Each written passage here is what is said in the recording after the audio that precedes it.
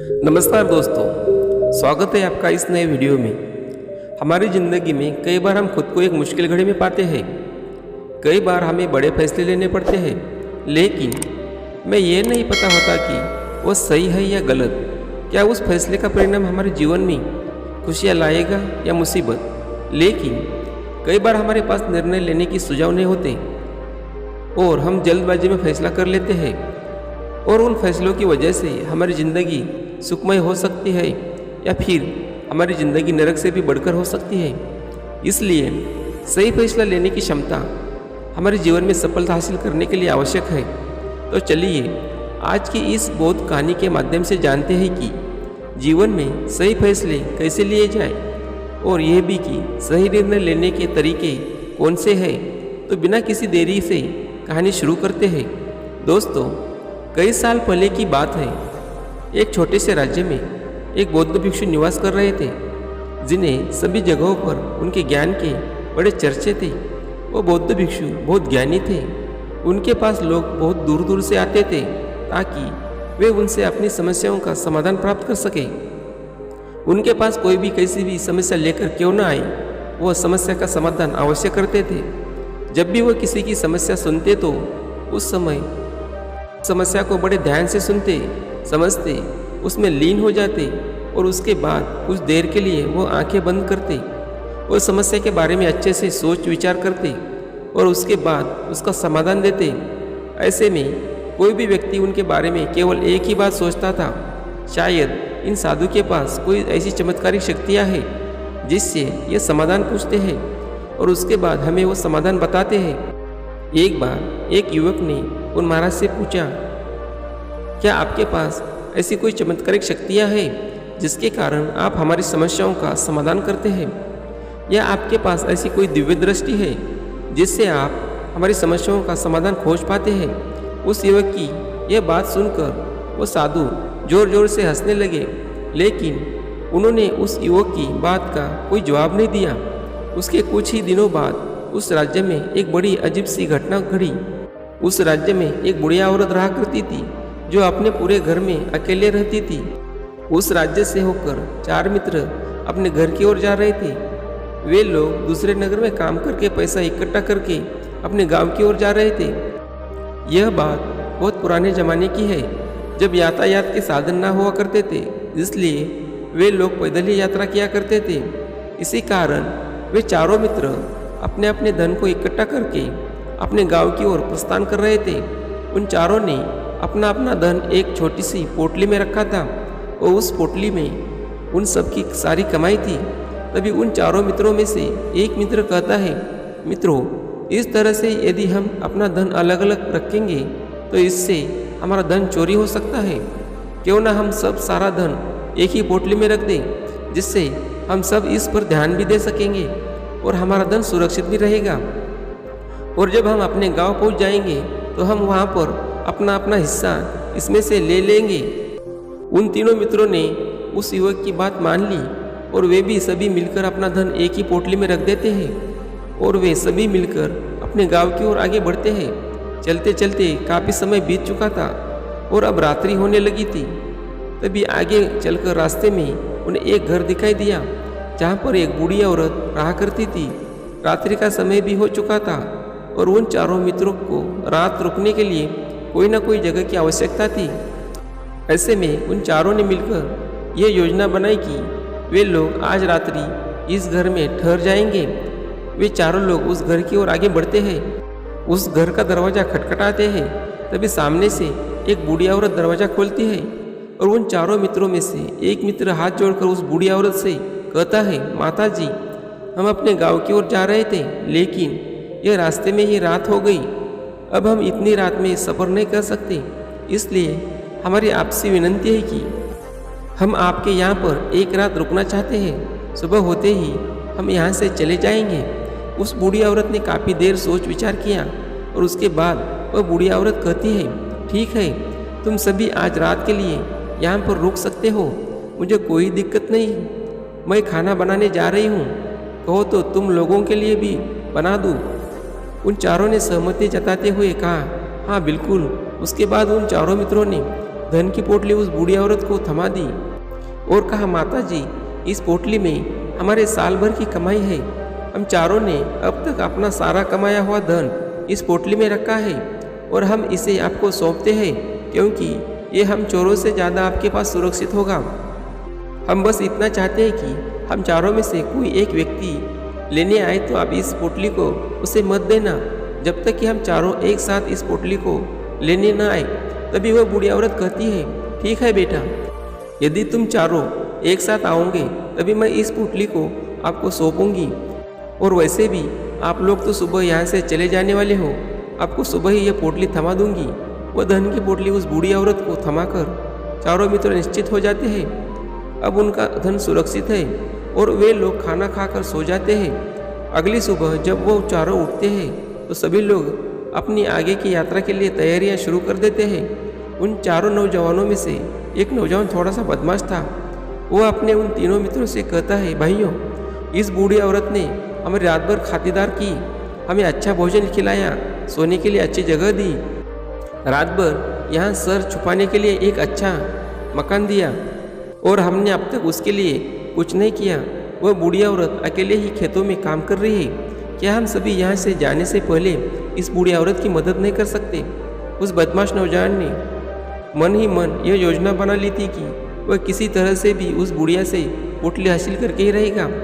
बाकी के तीनों मित्र उसकी बातों में आ जाते हैं और वे सभी मिलकर उस बुढ़िया की मदद करने अर्थात खेतों में काम करने के लिए चल पड़ते हैं। वे सभी मिलकर खेतों का काम कर रहे थे।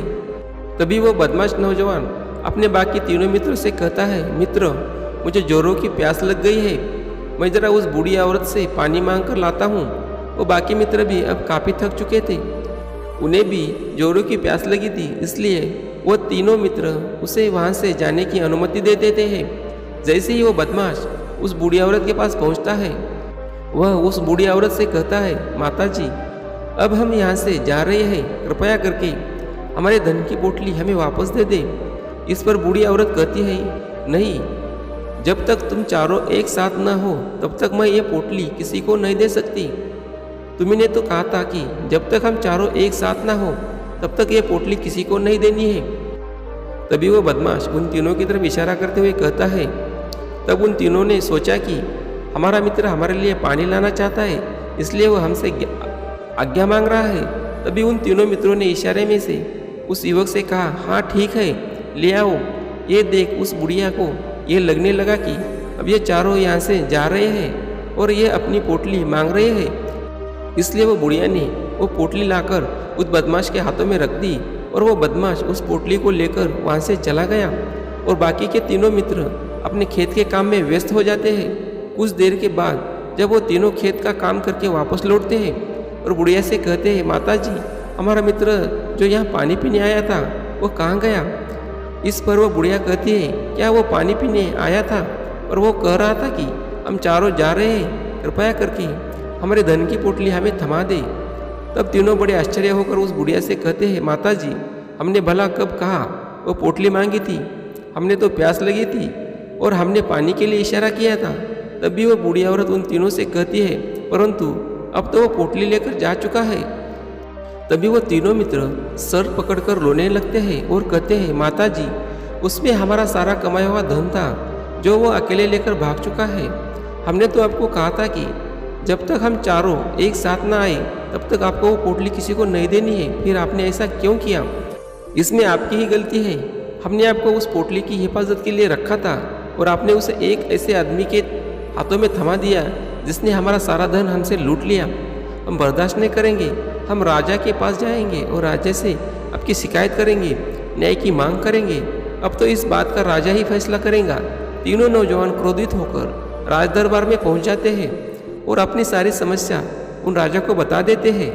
जब वो राजा उन तीनों नौजवानों की बात ध्यानपूर्वक सुनता है तो वो तुरंत ही उस बुढ़िया को राज दरबार में पेश होने को आदेश देता है। राजा के आदेश पर राजा के सैनिक तुरंत ही उस बूढ़ी औरत को राज दरबार में पेश करते हैं और राजा भरी दरबार उस बूढ़ी औरत को दोषी करार कर देता है। कहता है, तुम्हें वो पोटली उस अकेले व्यक्ति को नहीं देनी चाहिए थी, जब उन्होंने तुमसे कहा था कि जब तक वो चारों एक साथ उस पोटली को लेने ना आए तब तक तुम्हें वो धन किसी को नहीं देना चाहिए था। इसमें तुम्हारी गलती है और अब तुम्हें इसका जुर्माना भरना होगा। तुम्हें इनका धन लौटाना होगा। राजा का ये आदेश सुनकर बूढ़ी औरत फूट फूट कर रोने लगती है और राजा से मदद की गुहार लगाती है और कहती है, हे राजन, मैं तो एक बूढ़ी औरत हूँ और मेरे पास इतना धन नहीं है मैं इनका धन लौटा सकूँ। मैं तो अकेले हूँ, बेसहारा हूँ, कृपा करके मुझ पर रहम करें। लेकिन राजा उस बूढ़ी औरत की एक नहीं सुनता। वो बूढ़ी औरत रोते हुए अपने घर की ओर जा रही थी। यह सोच रही थी कि आखिर मैं इतना धन कहाँ से लाऊं, कि कैसे मैं उन लोगों को ये धन उन्हें लौटा दूं। मेरे पास इतना धन नहीं है, मैं क्या करूं, कैसे करूं, कहाँ से लाऊं इतना धन। यदि मैंने उनका धन नहीं लौटाया तो मुझे राजा मार डालेगा। वैसे भी मेरी ही गलती है। वो रोते रोते ये सारी बातें सोचते हुए अपने घर की ओर जा रही थी। तभी रास्ते में उस बूढ़ी औरत को वही संत मिले जो उस नगर में किसी भी समस्या का समाधान बड़ी ही सरलता और सहजता से करते हैं। उन्होंने उस बूढ़ी औरत से कहा कि क्या बात है बेटी, क्यों रो रही हो। इस पर वो बूढ़ी औरत उस संत को सब कुछ सच सच बता देती है और कहती है, हे महाराज, इसमें गलती तो मेरी है। उन चारों ने तो पहले ही कहा था कि जब तक वे चारों एक साथ ना आए तब तक वह पोटली मुझे किसी को नहीं देनी है। लेकिन मेरी हिम्मत मारी गई थी। मैंने वो पोटली केवल एक व्यक्ति को थमा दी और वह उनका सारा धन लेकर वहाँ से भाग गया। राजा ने तो आदेश भी दिया कि मुझे उनका धन लौटाना है, लेकिन मैं ये समझ नहीं पा रही इतना सारा धन मैं कहाँ से लाऊंगी। तभी वह संत बूढ़ी औरत से कहते हैं, शांत हो जाओ, मैं कोई ना कोई रास्ता जरूर निकालूंगा। इतना कहकर वह संत वहीं पर बैठ जाते हैं, ध्यान करने लगते हैं। कुछ देर के लिए आंखें बंद कर सोचते हैं, विचार करते हैं। मौन रहकर वो समस्या का समाधान निकालते हैं और उसके बाद वह उस बूढ़ी औरत से कहते हैं, बेटी, राजा ने किया है वो बिल्कुल गलत है। आपने जो किया इसमें आपकी कोई गलती नहीं है, राजा का फैसला गलत है। उन संत के इतना कहने पर बूढ़ी औरत चुप हो गई और यह सोचने लगी कि आखिर राजा का फैसला कैसे गलत हो सकता है। राजा तो सभी के लिए न्याय ही करते हैं और वह कभी किसी का बुरा नहीं करते। फिर आखिर आज राजा का फैसला कैसे गलत हो गया। उन संत और उस बुढ़िया की बात आसपास के खड़े लोग सभी लोग सुन रहे थे और वे लोग भी बड़े आश्चर्य में थे, क्योंकि राजा का फैसला कैसे गलत हो सकता है। राजा ने तो बिल्कुल सही फैसला लिया है। इस बूढ़ी औरत ने ही गलती की, उन चारों का धन केवल एक ही को थमा दिया।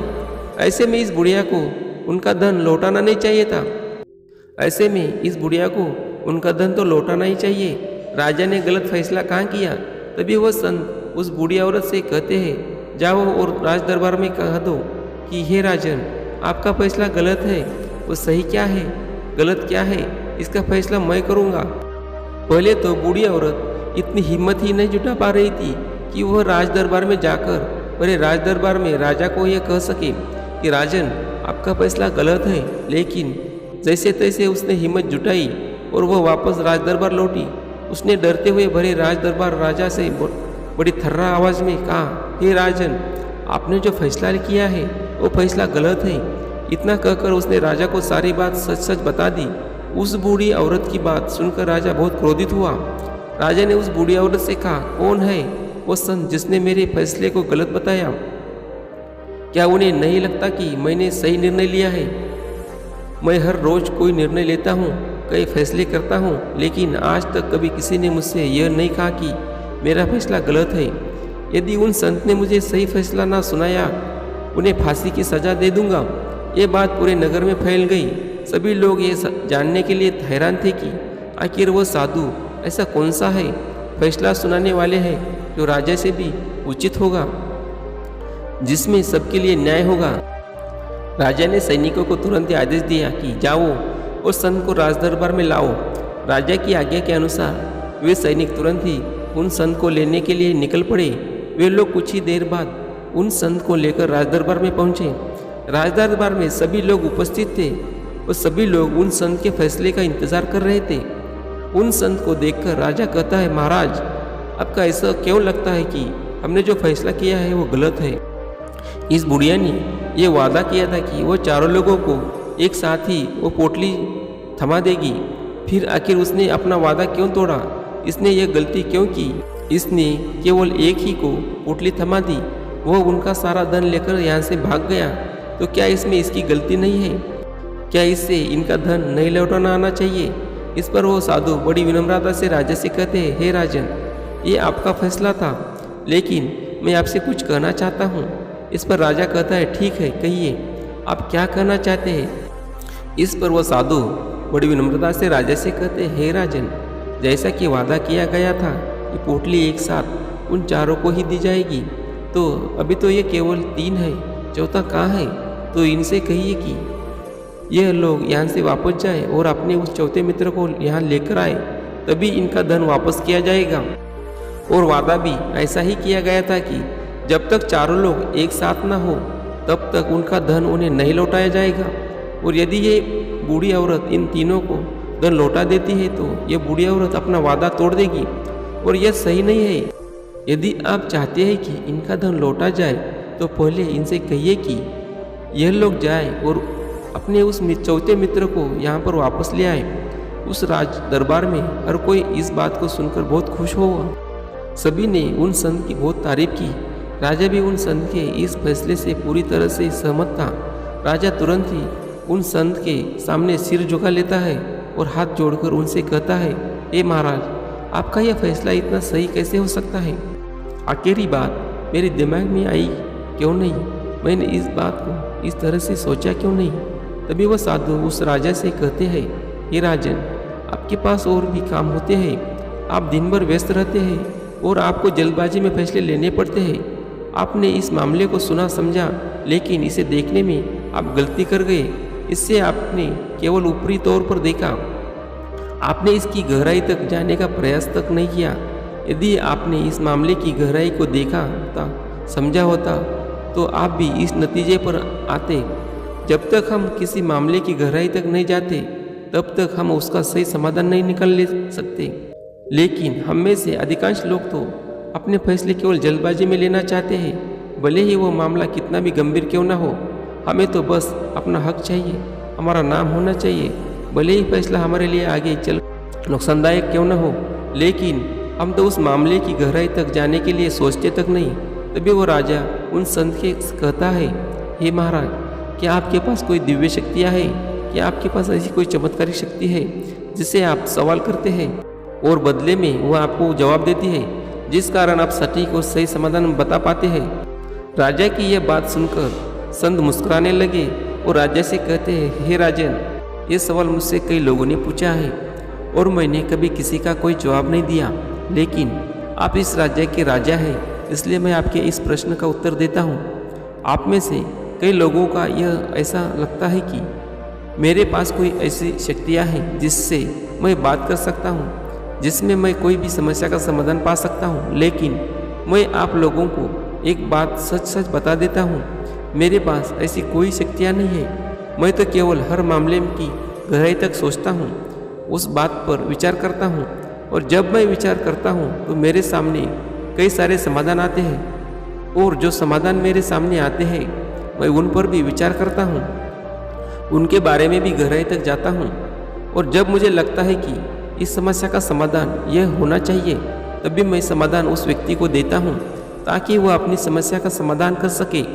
अब आप ही सोचिए, आप जल्दबाजी में यह फैसला लेकर इस बुढ़िया का जीवन पूरी तरह से बर्बाद कर देते हैं। हमारा पूरा जीवन केवल एक फैसले पर निर्भर करता है।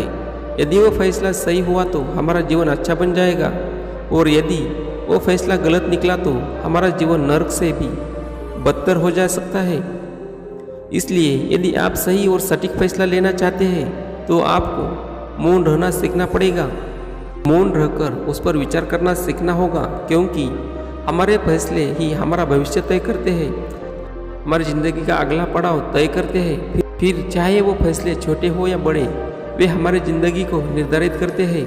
इसलिए सबसे पहले हमें सही फैसले लेने के लिए मौन रहना सीखना आवश्यक है, उन पर विचार करना आवश्यक है। और जब आप ऐसा करते हैं तो आपके सामने एक ही समस्या के कई सारे समाधान निकल कर आते हैं, और जब आप उन पर गौर करेंगे तो आपको ये समझ में आएगा कि उन फैसलों को समाधान कैसा होना चाहिए, कि समाधान से आपका क्या फ़ायदा होगा और क्या नुकसान होगा, या उस समाधान पर सोच और विचार करने पर ही आप उसे समझ सकते हैं और तभी आप यह निर्णय भी ले सकते हैं कि क्या यह समाधान उचित रहेगा या नहीं। और यह सब संभव हो सकता है यदि हम कम बोलना शुरू करें और बुरी तरह से मौन हो जाए। इसका अर्थ यह है कि आप भीतर से शांत हो जाए, और जब आप भीतर से शांत होने लगते हैं तो आपका मन स्पष्ट होने लगता है, साफ होने लगता है, और आप किसी भी चीज़ पर सोच विचार कर सकते हैं। और जब आप भीतर से शांत होने लगते हैं तो आप ऊपर से भी कम बोलते हैं, और जब आप धीरे धीरे कम बोलने के आदी हो जाते हैं तो आप साफ और स्पष्ट तौर पर सोच और समझ पाते हैं। आपके विचारों में शुद्धता आ जाती है, जिससे आपको यह साफ और स्पष्ट देखने को मिल जाता है यह कौन सा फैसला सही होगा और कौन सा फैसला गलत होगा।